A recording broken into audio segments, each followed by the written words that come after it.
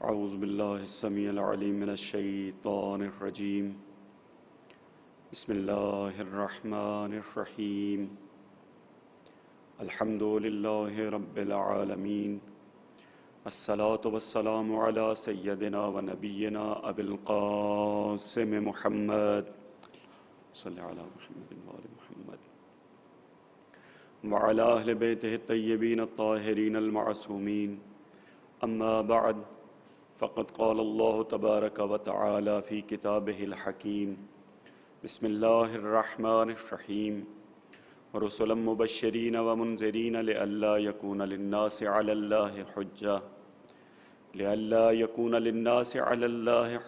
بعد الرسل وکان اللہ عزیزا حکیما۔ صلوات پڑھیں محمد وآل محمد پر۔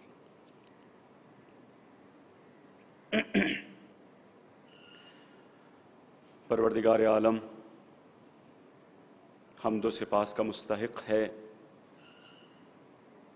کہ جس نے ہمیں یہ توفیق عنایت فرمائی کہ ہم اپنی زندگی کے کچھ لمحات، اپنی زندگی کے کچھ اوقات ذکر اہل بیت میں بسر کریں۔ اللہ تعالیٰ کی رحمتوں، اس کی نوازشات، اس کے الطاف کو دیکھتے ہوئے اس کی بارگاہ میں دعا کرتے ہیں کہ پروردگارہ ہمارے اس وقت کو، ہمارے اس ذکر کو ہماری زندگی کی بہترین عبادت قرار دے۔ بار الہ اس ذکر کا اہتمام کرنے والے ادارے، زہرا اکیڈمی، اس کے مسئولین، ذمہ دار اور اس ذکر کو مختلف لوگوں تک پہنچانے کے لیے کوشش کرنے والی ٹیم، ان کے اراکین، ان سب کی توفیقات خیر میں اضافہ فرما۔ بار الہ ان پر اپنی رحمت اور برکت نازل فرما۔ بار الہ ان کی توفیقات خیر میں اضافہ فرما اور انہیں یہ توفیق عنایت فرما کہ اس سے زیادہ بہتر، زیادہ وسیع انداز میں تیرے ذکر کو، تیری محبوب ہستیوں کے ذکر کو ہر فرد تک پہنچا سکیں۔ 8 محرم الحرام مجالس کی وجہ سے اگرچہ گلا ویسے ساتھ نہیں دے رہا، لیکن کوشش کروں گا کہ چند عرائض آپ کی سماعتوں کی نظر کروں۔ قرآن مجید کی جس آیت کو سرنامہ کلام قرار دیا ہے، اس میں خداوند متعال اس حقیقت کی طرف اشارہ کر رہا ہے کہ میں ناقابل شکست ہوں، مجھے ہرا نہیں سکتے، میں صاحب حکمت ہوں، اگر کوئی مقابلے پر آئے گا تو یقیناً اسے شکست ہوگی، اور میں صاحب حکمت ہوں، میرا کوئی فعل، کوئی کام لا یخلو عن الحکمہ، حکمت سے خالی نہیں ہے۔ حکمت پر مبنی کاموں میں، حکمت پر مبنی امور میں ایک اہم امر، ایک اہم کام جو اللہ تعالیٰ نے انجام دیا وہ یہ تھا کہ انسانوں کی خلقت سے پہلے اللہ نے انسانوں کی ہدایت کے لیے افراد کا انتخاب فرمایا۔ اس سے پہلے کہ انسان اس دنیا میں قدم رکھتے، انسان اس دنیا میں وادی شعور میں داخل ہوتے، انسان اپنی عقل کی بنیاد پر اپنے معاملات کو چلانے کی کوشش کرتے، اللہ نے اس سے پہلے اپنا نمائندہ بھیجا، اور جہاں انسانوں کی خلقت سے پہلے اللہ نے یہ اہتمام فرمایا، وہیں اللہ نے یہ اہتمام بھی کیا کہ جب تک اس دنیا میں، اس کائنات میں آخری انسان سانس لے رہا ہے، آخری انسان رشتہ حیات سے منسلک ہے، اس وقت تک ہدایت کا انتظام فرمایا۔ تو ہدایت کا انتظام اللہ تعالیٰ نے اتنا وسیع رکھا کہ انسان کے آنے سے پہلے بھی اور انسان کے جانے کے بعد تک اللہ کے ہادی موجود ہیں۔ کیوں؟ اس لیے کہ کل کو خدا کی بارگاہ میں پہنچ کر کوئی انسان، کوئی بشر، کوئی بنی آدم اللہ کی بارگاہ میں یہ نہ کہہ سکے کہ پروردگار کسی نے ہمیں بتایا نہیں۔ اگر کوئی یہ کہنے کی کوشش کرے گا تو در حقیقت وہ حجت قائم کرنے کی کوشش کر رہا ہوگا، وہ دلیل پیش کر رہا ہوگا خدا کی بارگاہ میں، وہ عذر لے کر آ رہا ہوگا۔ تو خدا کی بارگاہ میں حجت پیش کرنے کے لیے اللہ نے فرصت ہی نہیں دی۔ اللہ نے انسانوں کے آنے سے پہلے بھی اور انسانوں کے چلے جانے کے بعد تک ہادیوں کا انتظام کیے رکھا، لیکن ان ہادیوں کو پہچاننا، ان ہادیوں کی شناخت اللہ نے یہ انسانوں کے اوپر چھوڑ دی ہے۔ یہ تم نے خود پہچاننے ہیں۔ ایک عرصے تک جب تک تمہاری عقل نے ارتقاء نہیں پایا تھا، جب تک تمہاری عقل شعور کی ان منزلوں تک نہیں پہنچی تھی، تو اللہ اپنے ہادی اس طرح سے بھیجا کرتا تھا، اپنی حجتیں اس انداز میں تمہارے سامنے لایا کرتا تھا کہ اللہ کا پیغام بھی لے کر آتی تھیں اور ساتھ میں معجزہ دکھایا کرتی تھیں۔ کیوں؟ اس لیے کہ تمہاری عقل ناقص تھی، تم سوچ نہیں سکتے تھے، تم فیصلہ نہیں کر سکتے تھے۔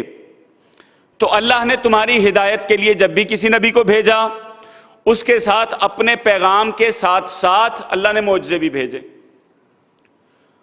یہاں تک کہ علم الکلام میں، عقائد کی بحث میں یہ کہا جاتا ہے کہ نبی کی شناخت کا ذریعہ معجزہ ہے۔ یعنی اگر نبی کو پہچاننا ہے تو معجزہ دیکھو۔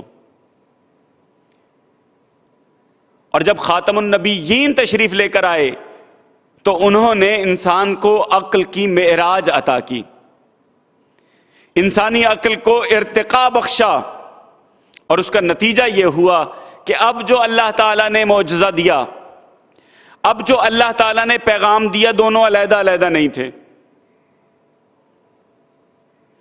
اللہ نے ہدایت کا سامان قرآن مجید کی شکل میں، اپنا پیغام قرآن مجید کی شکل میں دے دیا۔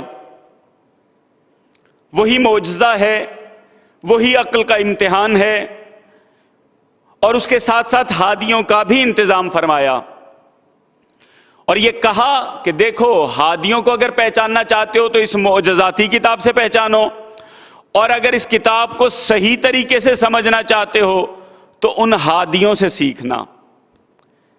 اس کتاب کا ہلکا سا معمولی سا مطالعہ تمہیں اس کے حقیقی وارثوں تک پہنچائے گا۔ اگر ایسا نہ ہو تو یہ ہماری طالب علموں کی اصطلاح میں دور ہو جائے گا۔ یعنی قرآن کو کیسے سمجھیں؟ ہادیوں سے، اللہ کے اولیاء سے، اللہ کی حجتوں سے سمجھیں۔ وہ بتائیں گی کہ قرآن کا کیا مطلب ہے، اور اللہ کی حجتوں کو کیسے سمجھیں؟ قرآن سے سمجھیں۔ قرآن کو کیسے سمجھیں؟ ہادیوں سے سمجھیں۔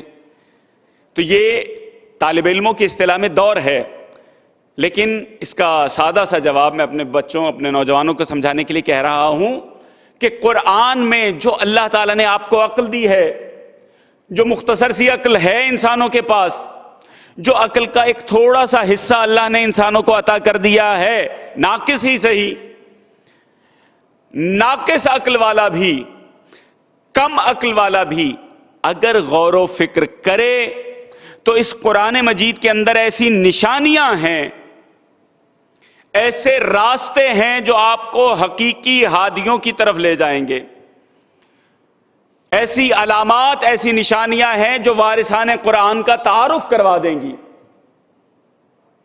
معمولی سے مطالعے سے آپ اس منزل تک پہنچ سکتے ہیں۔ تو پس اللہ نے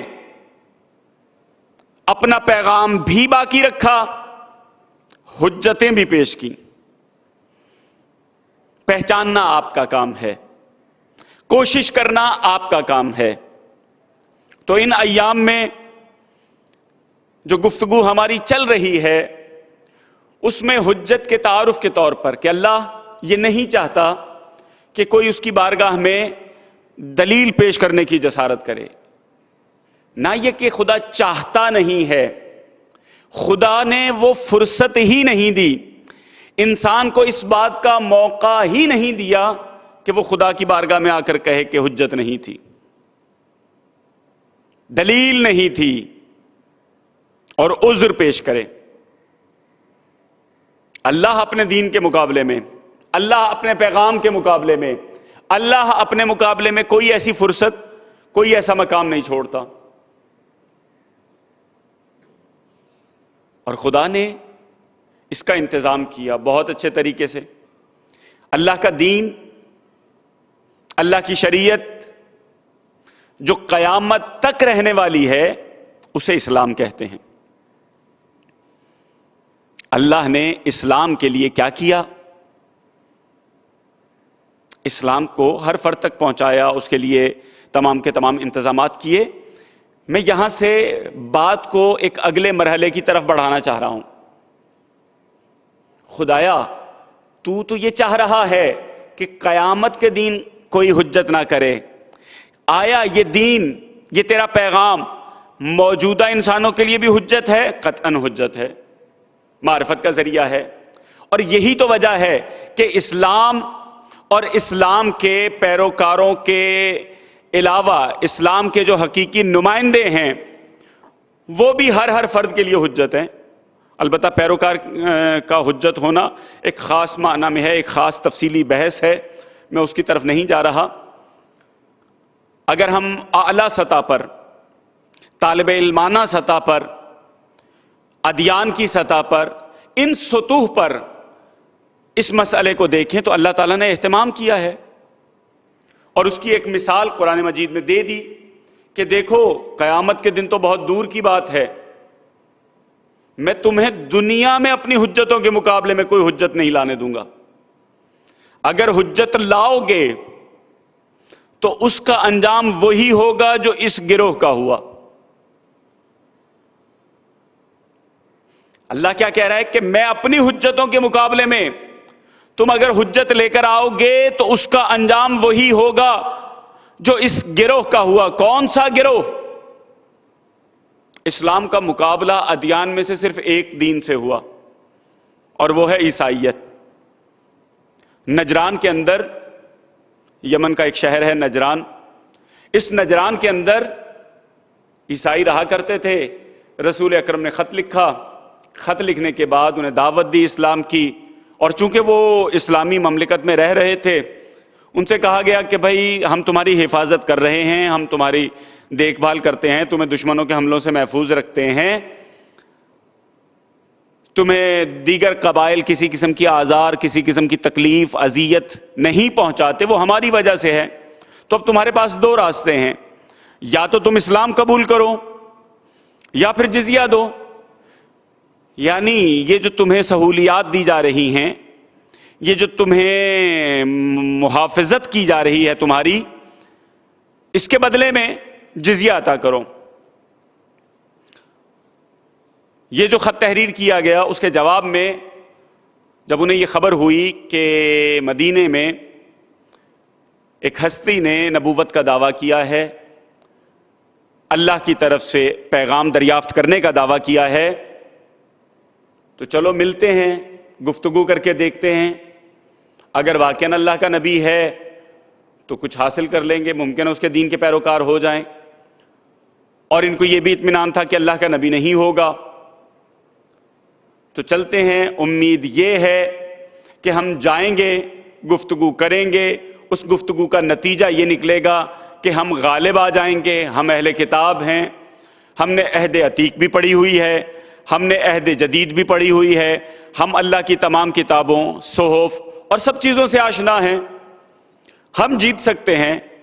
ہم جیت جائیں گے تو دو فائدے ہوں گے، ایک تو جزیے سے جان چھٹ جائے گی، دوسرا یہ کہ یہ ہمارے دین پر آ جائیں گے، ہمارے اپنے دین کی تبلیغ ہو جائے گی، تو اس میں تو فائدہ ہی فائدہ ہے، چلتے ہیں ہم۔ لہٰذا ملاقات کے لیے یمن سے، نجران سے یہ وفد مدینے آ گیا۔ بڑی تفصیلی واقعات ہیں، اس میں علماء بیان کرتے ہیں کہ کس طرح سے آیا، زر کو برگ لباس پہن کر آئے، اور اس امید پر کہ اگر تو ہمیں زرق و برق لباس میں آنے دیا اور خود بھی عالی شان قسم کا لباس زیب تن کیا ہوا، تو اس کا مطلب یہ ہے کہ بادشاہ ہی ہیں، دنیاوی بادشاہ ہیں اور نبوت کے ذریعے سے دنیا حاصل کرنا چاہ رہے ہیں۔ لیکن دیکھا کہ نہیں، رسول اللہ نے ملاقات کی اجازت تک نہیں دی، یہاں تک کہ حضرت علی نے رہنمائی فرمائی کہ بھائی اللہ کے بندو، تم اگر اللہ کے نبی سے ملنا چاہتے ہو تو لباس تو انسان ایسا پہن کر جائے کہ جو اللہ کے بندوں کے شایان نشان ہو۔ تم تکبر سے اتنے طویل طویل لباس پہنے پھر رہے ہو۔ خیر، حضرت علی کی رہنمائی کے نتیجے میں یہ لوگ رسول اللہ کی خدمت میں آئے۔ رسول اللہ کی خدمت میں آنے کے بعد اب گفتگو شروع ہوئی۔ رسول اللہ کون ہے؟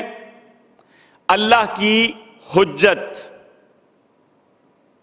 رسلا مبشرین و منذرین لئلا یکون للناس علی اللہ حجہ۔ اللہ نے رسول بھیجے ہیں تاکہ کوئی انسان، کوئی بنی بشر اللہ کے سامنے دلیل پیش نہ کر سکے، حجت نہ لا سکے۔ اب اللہ کی حجت کے سامنے یہ لوگ آتے ہیں، آ کر سوالات کرنا شروع کر دیتے ہیں، حضرت عیسیٰ کے بارے میں پوچھتے ہیں، رسول اللہ حضرت عیسیٰ کے حوالے سے بتاتے ہیں، مختلف سوالات کرتے چلے جاتے ہیں۔ دامن وقت میں گنجائش نہیں ہے، اس لیے میں بہت تیزی سے مباہلے کے اس واقعے سے گزر رہا ہوں۔ اللہ کی حجت کے سامنے سوالات کر رہے ہیں، رسول اللہ جواب پہ جواب دیتے چلے جا رہے ہیں، مسلسل جواب دے رہے ہیں۔ ان جوابوں کا نتیجہ کیا نکلا کہ یہ تسلیم کرنے کے بجائے ہٹ دھرمی پہ اتر آئے، یعنی حجتوں پہ حجتیں پیش کرنے کی کوشش کر رہے ہیں، ایسی باتوں کو دلیل کے طور پر پیش کر رہے ہیں جو دلیل نہیں۔ بعض اوقات انسان باہمی گفتگو میں ایسی چیزیں پیش کرنا شروع کر دیتا ہے جو دلیل نہیں ہوتی، لیکن دلیل بنا کر پیش کرنے کی کوشش کرتا ہے۔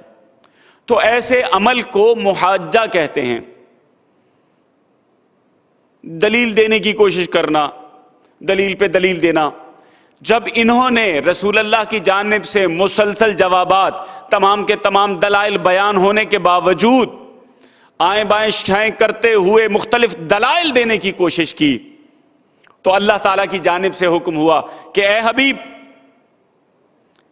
تم ہو ہماری حجت، اور ہم نے یہ فیصلہ کیا ہے کہ ہم اپنی حجت کو کہیں بھی شکست سے دوچار نہیں ہونے دیں گے، ہم اپنی حجت پر کسی اور کو غالب نہیں آنے دیں گے۔ تو اے حبیب، ان کی ان تمام دلائل کا جواب یہ ہے، فمن حاجک فیہ، اس دین کے بارے میں جو تم سے محاجہ کر رہے ہیں، جو الٹی سیدھی دلیلیں پیش کرنے کی کوشش کر رہے ہیں، فمن حاجک فیہ من بعد ما جاءک من العلم فقل تعالوا ندعو ابناءنا وابناءکم ونساءنا ونساءکم وانفسنا وانفسکم ثم نبتہل فنجعل لعنت اللہ علی الکاذبین۔ اے حبیب، ان سے کہہ دیجئے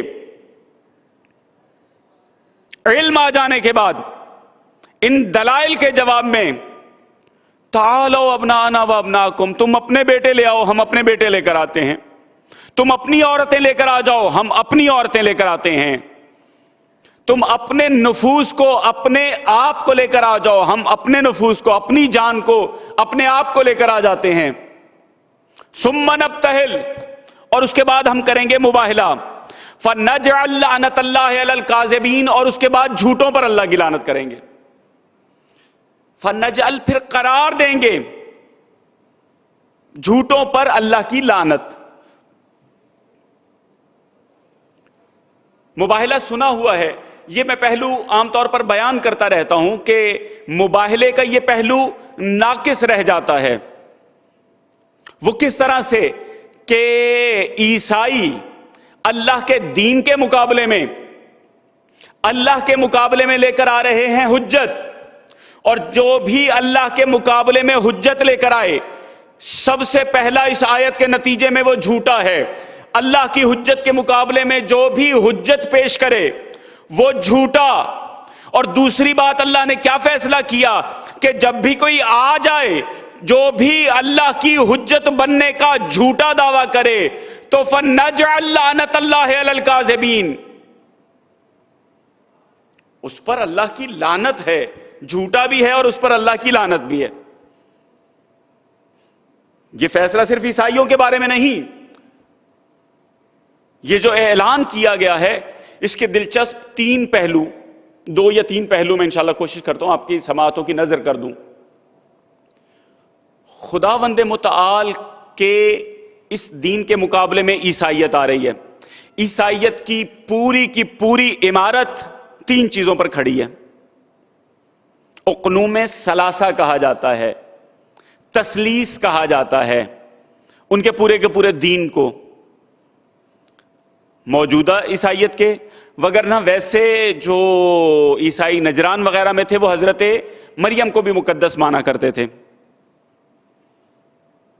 باپ، بیٹا، روح القدس اور حضرت مریم، پوری عیسائیت کا خلاصہ یہ ہے۔ عیسائیت کس بنیاد پر کھڑی ہے؟ باپ کے تصور پہ، بیٹے کے تصور پہ اور روح القدس اس کے تصور پہ، اور حضرت مریم۔ یہ 3 چیزیں ان کے خدا کے تصور پر اور حضرت مریم مقدس سلام اللہ علیہا کی بنیاد پر۔ تو اللہ تعالیٰ ان 3 یا 4 بنیادوں کو کس طرح سے عیسائیت کی ہلا رہا ہے، کس طرح سے اس پوری کی پوری حجت پیش کرنے کے انداز کو ختم کر رہا ہے خدا۔ اب جو خدا کہہ رہا ہے فَقُلْ تَعَالَوْا أَبْنَاءَنَا وَأَبْنَاءَكُمْ، کہ تم اپنے بیٹے لے آؤ، ہم اپنے بیٹے لے آتے ہیں، ان کو کہہ دو کہ تم اپنے بیٹے لے آؤ، ہم اپنے بیٹے لے کر آتے ہیں۔ اب جب رسول اللہ اپنی حقانیت، دین کی حقانیت، خدا کی حقانیت کی بات کر رہے ہیں تو عیسائیت کے مقابلے میں عیسائیوں سے یہ کہہ رہے ہیں کہ تم اپنے خدا یعنی عیسیٰ کو لے کر آؤ۔ ابن کا تصور یہی ہے نا، ابنا، تم اپنے عیسائیوں کے خدا کو لے کر آؤ، ابن یعنی حضرت عیسیٰ کو لے کر آؤ، میں رسول کے نواسے لے کر آؤں گا۔ خدا یہ اعلان کر رہا ہے کہ تم عیسیٰ کو خدا کہتے ہو، ابن اللہ کہتے ہو، تو تم اپنے خدا کے بیٹے کو لے آؤ، میں اپنے رسول کے بیٹے لے کر آؤں گا۔ فَقُلْ تَعَالَوْا نَدْعُ أَبْنَاءَنَا، حبیب کہہ دیجئے کہ لاؤ اپنے بیٹے لے آؤ۔ وَنِسَاءَنَا وَنِسَاءَكُمْ، حضرت مریم کو لے آؤ۔ حضرت مریم سے بڑھ کر تو کوئی دلیل نہیں، اس لیے کہ فَمَنْ حَاجَّكَ فِيهِ مِنْ بَعْدِ مَا جَاءَكَ، تم دلیل پہ دلیل دے رہے ہو، مریم سے بڑھ کر تو دلیل نہیں تمہارے مکتب میں، مریم سے بڑھ کر تو کوئی ہستی نہیں تمہارے دین میں، تو مریم کو لے آؤ۔ نساءنا و نساءکم، تم مریم کو لے کر آؤ گے، تم عیسیٰ کی ماں کو لے کر آؤ گے، تم اپنے خدا کی ماں کو لے کر آؤ گے، میں اپنے نبی کی بیٹی لے کر آؤں گا۔ کان اللہ عزیزا حکیما، خدا ناقابل شکست ہے، خدا کو تم شکست نہیں دے سکتے۔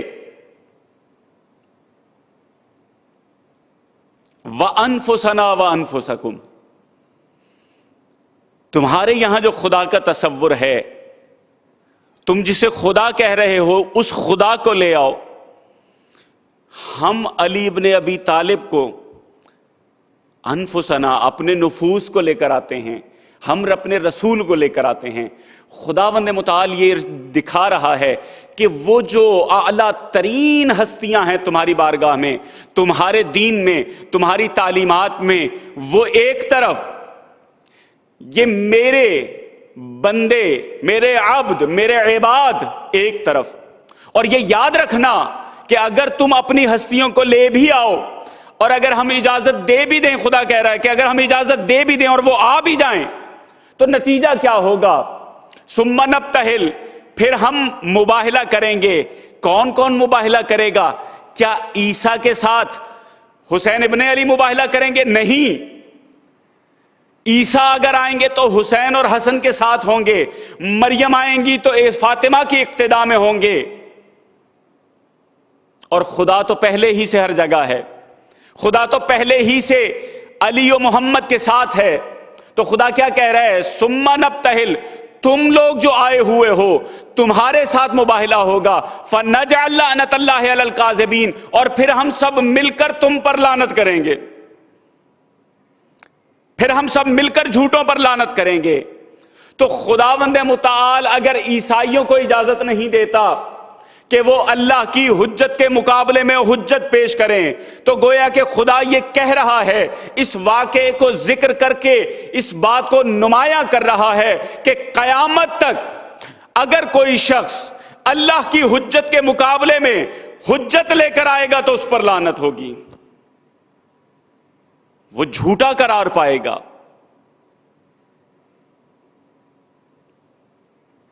اللہ کی حجتوں کے مقابلے میں کبھی کوئی نہ آئے.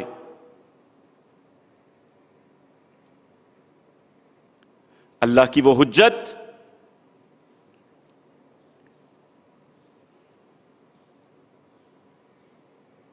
جو عیسائیت کے مقابلے میں اللہ کا نمائندہ بن کر گئی، اس کے مقابلے میں کوئی اور نہیں آیا، خود مسلمان آئے. آج 8 محرم ہے، آج کا دن منسوب ہے مولا ابوالفضل العباس سے. اتنی جلدی تھی مسلمانوں کو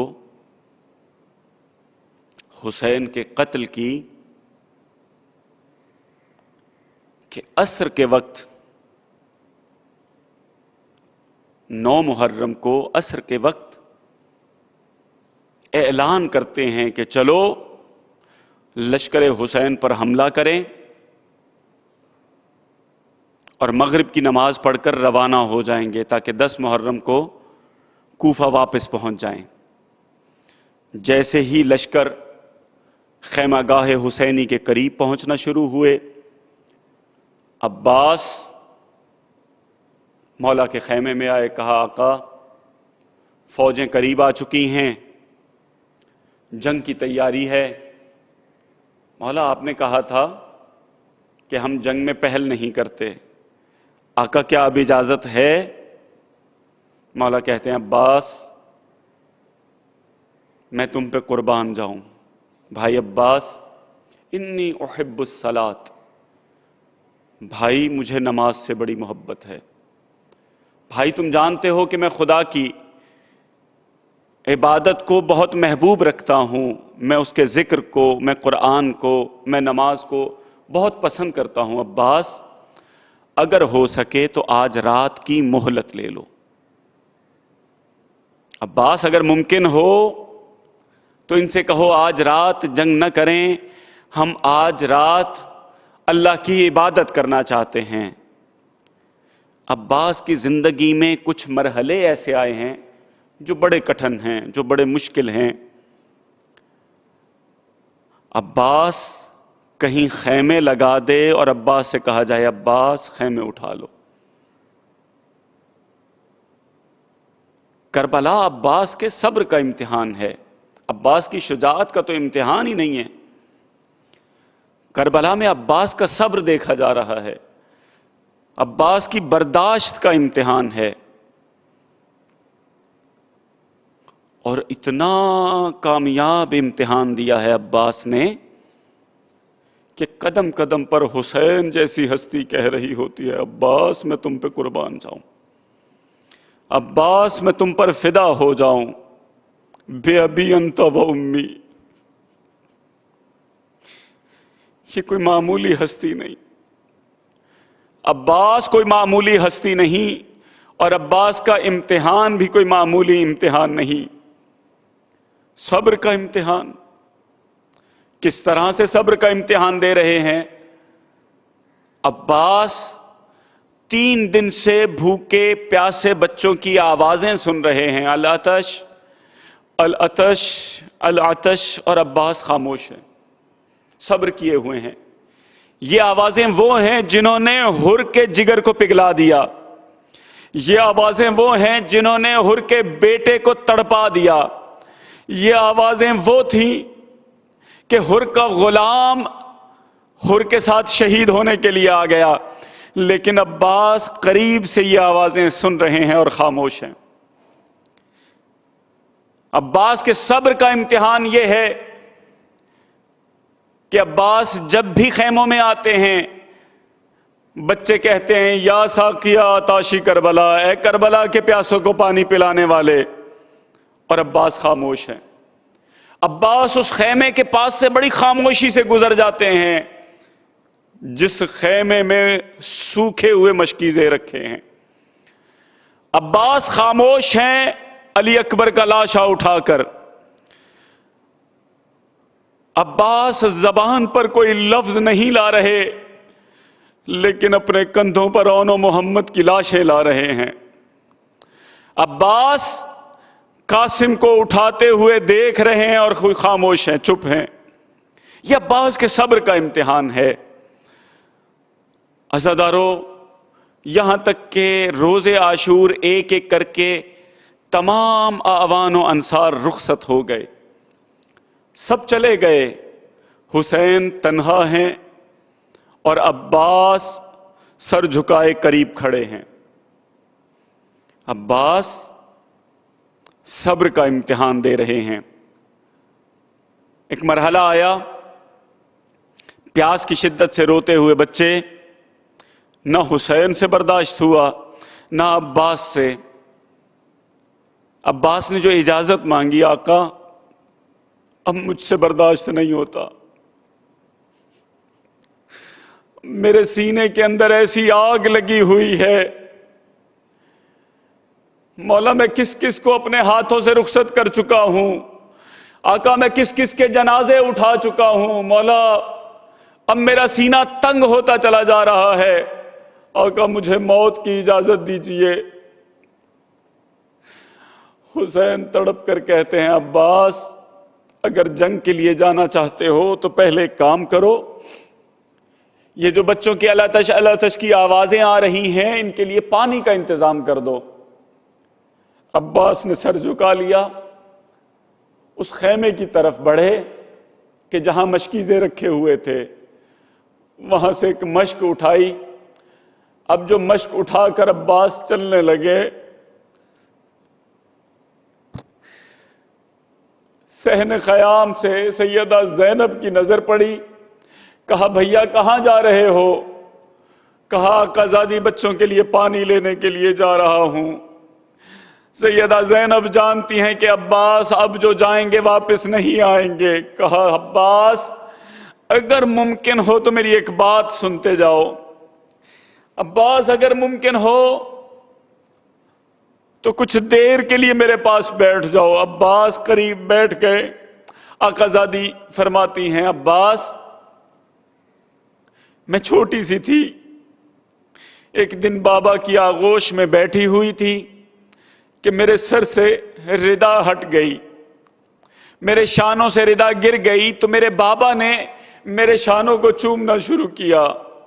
جب میں نے بابا کو ایسے چومتے ہوئے دیکھا، میں نے سوال کیا، بابا آپ میرے شانوں کو کیوں چوم رہے ہیں؟ آقا فرماتے ہیں کہ زینب میں تمہارے شانوں کو اس لیے چوم رہا ہوں کہ ایک دن ان میں رسن باندھی جائے گی، ایک دن ان شانوں کو باندھا جائے گا۔ عباس اس وقت تو میں خاموش ہو گئی، لیکن کچھ عرصے بعد جب اللہ نے تم جیسا بھائی مجھے عطا کیا،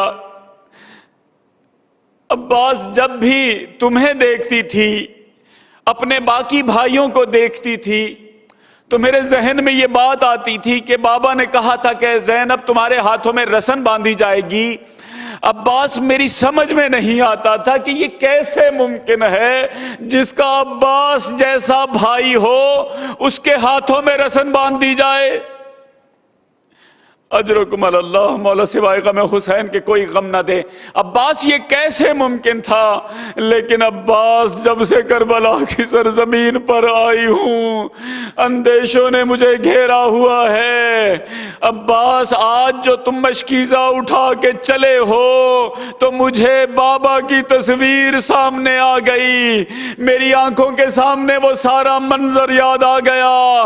عباس خدا حافظ، بس بی بی نے حضرت عباس کو رخصت کیا، مولا آئے ہیں، مولا اپنے سواری پر سوار ہوئے، جیسے ہی گھوڑے پر سوار ہوئے تو امام حسین نے حضرت عباس کے ہاتھ میں علم دے دیا۔ اب جو علم دیا ہے تو میں سوال کروں گا آقا، علم جنگوں میں، علم لشکروں میں علمدار کو دیا جاتا تھا، عباس بھی علمدار لشکر ہے، لیکن مولا اس وقت تو فوج ہی موجود نہیں ہے۔ علم دینے کا مقصد یہ ہوا کرتا تھا تاکہ پوری فوج کو پتا چلے کہ ہمارا لشکر کہاں ہے، ہم نے کس طرف حملہ کرنا ہے، ہم نے میمنہ کی طرف حملہ کرنا ہے، ہم نے میسرہ کی طرف حملہ کرنا ہے۔ اگر کوئی فوجی آگے بڑھ جائے تو وہ واپس آ سکے، اگر کوئی پیچھے رہ جائے تو وہ آگے بڑھ سکے۔ مولا اب تو کوئی لشکر ہی نہیں رہا، مولا عباس کو علم کیوں دے رہے ہیں؟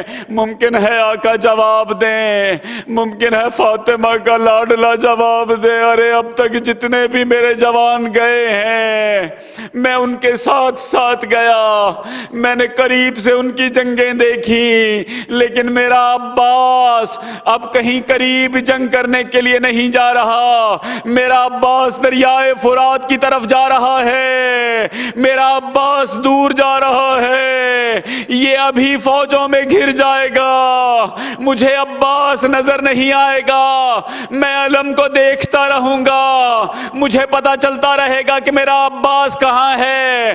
اگر کسی منزل پر علم جھک گیا، جس طرف علم جھکے گا میں سمجھ جاؤں گا عباس کا وہ ہاتھ قلم ہو گیا۔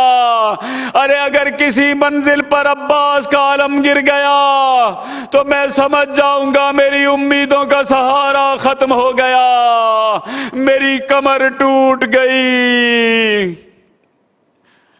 الا لعنت اللہ علی القوم الظالمین وسيعلم الذین ظلموا أي منقلب ينقلبون۔